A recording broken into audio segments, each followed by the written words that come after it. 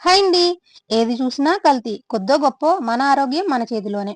మనం వండే వంటల్లో ఏది ఉన్నా లేకపోయినా ఉప్పు సరిపడా లేకపోతే తినలేము. బయట కొన్న సాల్టు వాడే కన్నా ఇంట్లోనే సాల్ట్‌ని ఇలా మెత్తగా చేసుకోవచ్చు. ప్యాకెట్ రాళ్ళు ఉప్పు కాకుండా లూజు రాళ్ళు ఉప్పుని తీసుకోండి. మిక్సీలో జార్‌కి సరిపడా వేసుకోవాలి. ఇలా వేసుకున్న దాంట్లో ఎక్కువగా వేసుకుంటే మొత్తం మిక్సీ జారు చుట్టుకుపోతుంది గుర్తుంచుకోండి.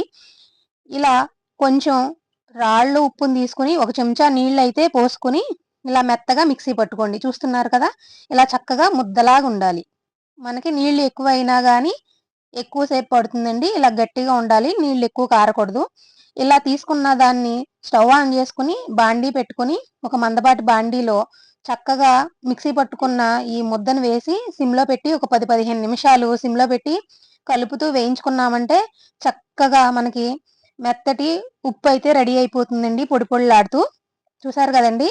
ఇలా చక్కగా పొడి పొడిలాడుతూ వచ్చేస్తుంది. ఇలా పొడి పొడిలాడిన తర్వాత స్టవ్ ఆపేసి మనం ఒక గిన్నెలోకి తీసుకొని చల్లారిన తర్వాత ఒక జార్‌లోకి చక్కగా స్టోర్ చేసేసుకోవచ్చు.